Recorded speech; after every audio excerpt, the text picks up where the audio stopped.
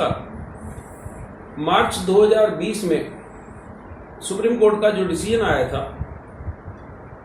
जिसमें सेक्शन 37 की व्याख्या की गई थी, पर एक और अहम मसले पे फैसला था, सरकारी नौकरियों में आर्किटेक्ट्स की भूमिका।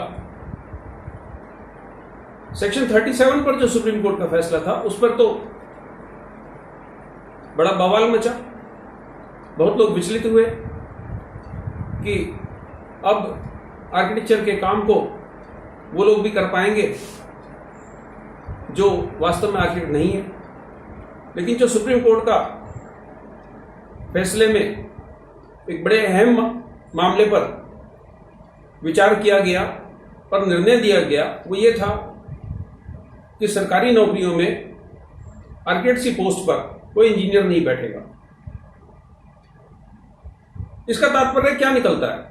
इसका तात्पर्य बड़ा स्पष्ट है कि सुप्रीम कोर्ट ने इस बात को माना कि आर्किटेक्ट का कार्यक्षेत्र और इंजीनियर का कार्यक्षेत्र भिन्न है। अगर ऐसा नहीं होता तो निर्णय में ये बात नहीं आती कि आर्किटेक्ट्स की पोस्ट पर इंजीनियर काम नहीं कर सकता। इसका काउंसिल ऑफ आर्किटेक्चर को, इंडियन इंस्टीट्यूट ऑफ आर्किटेक्ट को और आर्किटेक्चर संप्रदाय को पूरा फायदा उठाना चाहिए।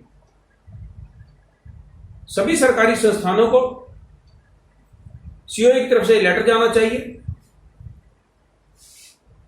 कि आर्किटेक्चर से संबंधित काम सिर्फ आर्किटेक्ट देखेंगे। जितनी म्यूनिसिपल कमेटीज हैं, डेवलपमेंट अथॉरिटीज हैं, वहां का जो बिल्डिंग डिपार्टमेंट है, जो डिपार्टमेंट बिल्डिंग प्लान्स को सैंक्शन करता है, अभी तक लगातार ये परंपरा बनी हुई है कि उन बिल्डिंग प्लान्स की स्क्रूटनी इंजीनियर्स करते हैं। जहां पर ऑफलाइन नक्शे पास होते हैं, जहां ऑनलाइन नक्शे पास होते हैं, उसके लिए सॉफ्टवेयर बनाए गए हैं। और उसके बावजूद भी जो सैंक्शन लेटर है उस पर दस्तखत इंजीनियर्स के होते हैं। सुप्रीम कोर्ट के इस अहम फैसले के तहत काउंसिल को यह मांग करनी चाहिए कि ये जो आर्किटेक्ट्स की बनाई हुई ड्राइंग्स हैं, इसकी स्क्रूटनी सिर्फ आर्किटेक्ट्स करेंगे, क्योंकि सुप्रीम कोर्ट ने स्पष्ट किया है कि आर्किटेक्ट्स की पोस्ट पर सिर्फ आर्किटेक्ट्स बैठेंगे। अगर आर्किटेक्ट्स की पोस्ट पर सिर्फ आर्किटेक्ट्स बैठेंगे तो आर्किटेक्ट्स के बनाए हुए बिल्डिंग प्लान्स की स्क्रूटनी इंजीनियर्स कैसे कर सकते हैं? अगर इंजीनियर्स वो स्क्रूटनी करने में या आर्किटेक्ट का काम देखने में सक्षम होते तो सुप्रीम कोर्ट अपने निर्णय में यह अहम फैसला नहीं करती कि आर्किटेक्ट्स की पोस्ट पर सिर्फ आर्किटेक्ट्स बैठेंगे। अगर इंजीनियर्स इस काम को बखूबी निभा रहे थे तो ये मामला सुप्रीम कोर्ट में नहीं जाता, हाई कोर्ट से गुजरता हुआ सुप्रीम कोर्ट में गया। सुप्रीम कोर्ट ने एक अहम निर्णय दिया कि आर्किटेक्ट्स की पोस्ट पर नियुक्तियां सिर्फ आर्किटेक्ट्स की होंगी। इस निर्णय से बड़ा स्पष्ट हो जाता है कि सुप्रीम कोर्ट ने इस पहलू को स्वीकारा कि आर्किटेक्ट्स का कार्यक्षेत्र और इंजीनियर्स का कार्यक्षेत्र भिन्न है। आज 4 महीने इस जजमेंट को आए हुए हो गए। काउंसिल ऑफ आर्किटेक्चर ने या आईएईए ने निर्णय के इस पक्ष का कोई लाभ उठाने की कोशिश नहीं की। मैंने काउंसिल ऑफ आर्किटेक्चर को एक और पत्र लिखा है जिसमें मैंने उनसे मांग की है कि काउंसिल ऑफ आर्किटेक्चर में एक हेल्प डेस्क बनाया जाए, जहां पर जो फ्रेश आर्किटेक्चर ग्रेजुएट्स हैं या जो आर्किटेक्ट्स नौकरियों में हैं, उनके साथ अगर कोई अन्याय होता है, उनका अगर कहीं कोई शोषण होता है, उनको अगर सैलरी के कुछ इश्यू आते हैं, उनको अगर सैलरी समय पर नहीं दी जा रही या उनसे काम के घंटे उस हिसाब से नहीं लिए जा रहे जिस प्रकार से नियमित हैं, सिर्फ सोशल मीडिया पे, इंस्टाग्राम पे, ट्विटर पे, फेसबुक पे काउंसिल ऑफ आर्किटेक्चर के पेज बनाने से कोई लाभ नहीं है। अगर आपको आर्किटेक्चर संप्रदाय से जुड़ना है तो आर्किटेक्ट्स की मदद करने के लिए भी सामने आना होगा। हाल ही में नई एजुकेशन पॉलिसी घोषित हो गई है। उससे ऐसा प्रतीत हो रहा है कि जो एजुकेशन से संबंधित सारे मामले हैं वो काउंसिल ऑफ आर्किटेक्चर के हाथ में नहीं रहेंगे। काउंसिल का काम सिर्फ प्रोफेशन को रेगुलेट करना रह जाएगा।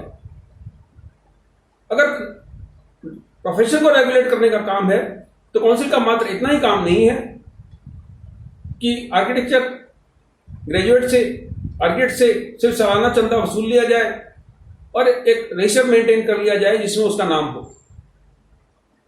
काउंसिल ऑफ आर्किटेक्चर को आर्किटेक्ट्स की मदद के लिए, आर्किटेक्चर संप्रदाय के लिए, प्रैक्टिसिंग आर्किटेक्ट्स के लिए प्रोएक्टिव काम करना पड़ेगा। ये आरटीआई एक्ट में धारा 4A और 4B बड़े स्पष्ट रूप से एक बात कहती है कि कोई भी पब्लिक अथॉरिटी अपने सारे कामकाज को जनता से संवाद के लिए, जनता की निगरानी के लिए, जनता की जानकारी के लिए अपनी वेबसाइट पर लगातार अपलोड करेगी। आरटीआई की धारा 4A, 4B और उसके और सबसेक्शंस हैं, वो स्पष्ट रूप से बात कहते हैं ये इसलिए जरूरी है कि हर पब्लिक अथॉरिटी में ट्रांसपेरेंसी हो और हर पब्लिक अथॉरिटी जनता की सेवा के लिए बनी है। जनता जान सके कि वो पब्लिक अथॉरिटी किस प्रकार से उसके लिए काम कर रही है।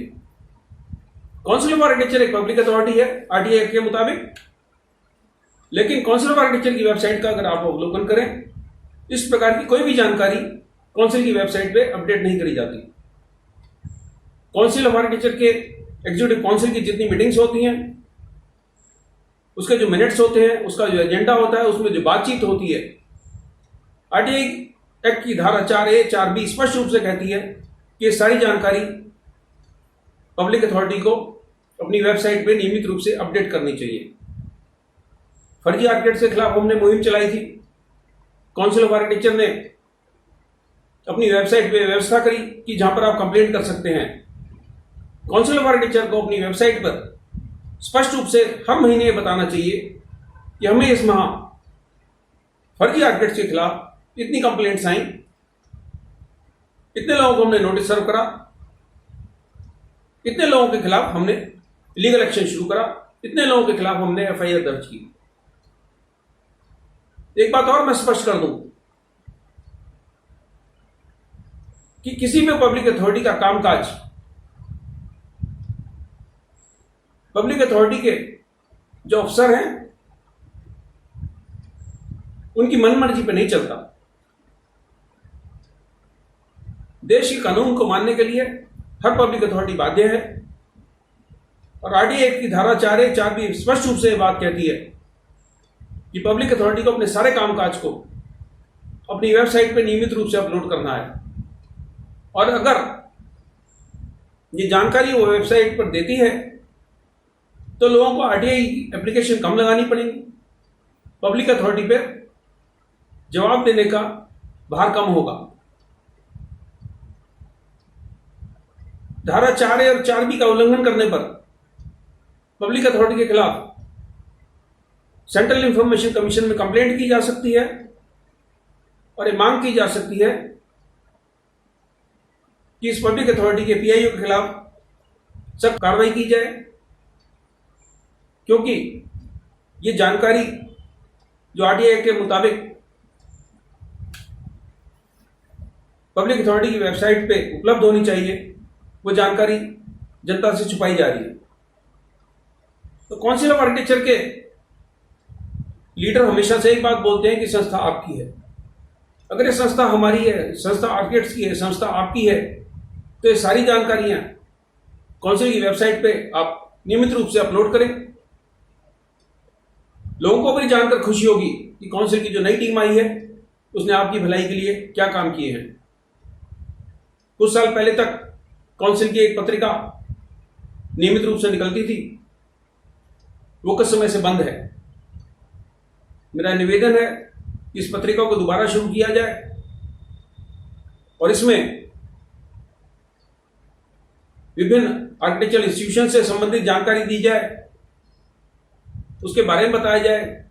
देश भर में जो आर्किटेक्ट्स हैं अच्छा काम कर रहे हैं, इन इंस्टीट्यूशंस में जो प्रोफेसर्स हैं, टीचिंग फैकल्टी है, उनके इंटरव्यू प्रकाशित किए जाएं।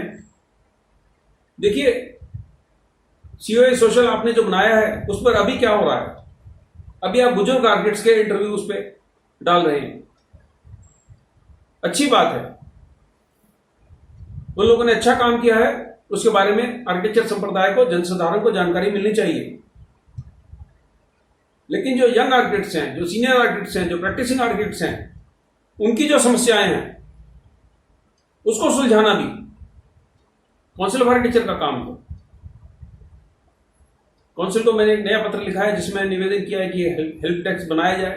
पहले भी काउंसिल को मैंने एक पत्र लिखा था जिसमें मैंने उनसे निवेदन किया था, जितनी डेवलपमेंट अथॉरिटीज हैं, जितनी म्यूनिसिपल कमेटीज हैं, उसमें आर्किटेक्ट्स का रजिस्ट्रेशन बंद हो, उनको पत्र लिखा जाए। इस बात की जानकारी भी काउंसिल अपनी वेबसाइट पे दे, कितने डेवलपमेंट अथॉरिटीज को, म्यूनिसिपल कमेटीज को काउंसिल ऑफ आर्किटेक्चर ने पत्र लिखा और उनको नोटिस सर्व करा कि काउंसिल ऑफ आर्किटेक्चर में रजिस्ट्रेशन के बाद अगर आप इसे आर्किटेक्ट का रजिस्ट्रेशन करते हैं या उससे किसी प्रकार की धनराशि वसूलते हैं रजिस्ट्रेशन के नाम पे या बिना एलिमेंट के नाम पे, तो गैर कानूनी है। दोस्तों, मेरा आपसे भी निवेदन है कि काउंसिल ऑफ आर्किटेक्चर में नियमित रूप से आरटीआई लगाएं, काउंसिल ऑफ आर्किटेक्चर में नियमित रूप से पत्र लिखें, आपकी जो शिकायतें हैं, आपकी जो आकांक्षाएं हैं, आपकी जो तकलीफें हैं, उसको काउंसिल ऑफ आर्किटेक्चर को बताएं। अभी हाल ही में मेरे पास एक स्टूडेंट का फोन आया, जो पहले स्टूडेंट था, आर्किटेक्ट बन चुका। उसने मेरे को बताया, सर मेरे को 4 महीने से सैलरी नहीं मिली। दिल्ली के एक प्रतिष्ठित आर्किटेक्चर कॉलेज से उसने ग्रेजुएशन किया,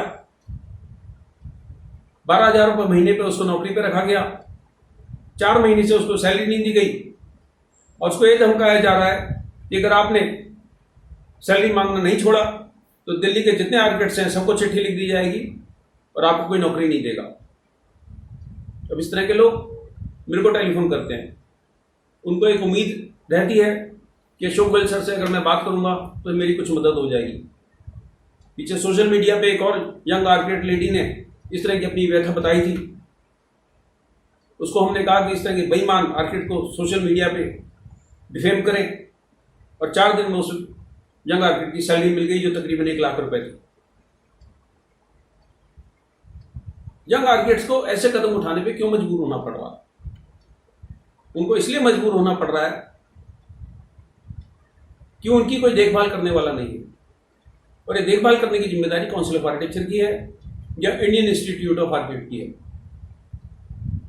इंडियन इंस्टीट्यूट ऑफ आर्किटेक्ट पूरी तरह से निष्क्रिय है, उससे हम कोई आशा नहीं रख सकते। काउंसिल ऑफ आर्किटेक्चर के पास अच्छा खासा फंड है, सारे देश के आर्किटेक्ट्स इसमें रिप्रेजेंटेटिव हैं। पिछले साल सारे खर्चे निकालने के बाद 16 करोड़ रुपए काउंसिल ऑफ आर्किटेक्चर के पास बचत हुई। ये सारा धन आर्किटेक्चर संप्रदाय की भलाई के लिए खर्च होना चाहिए। इसको बैंक में डाल के या एफडी बनाकर रखने का कोई औचित्य नहीं है।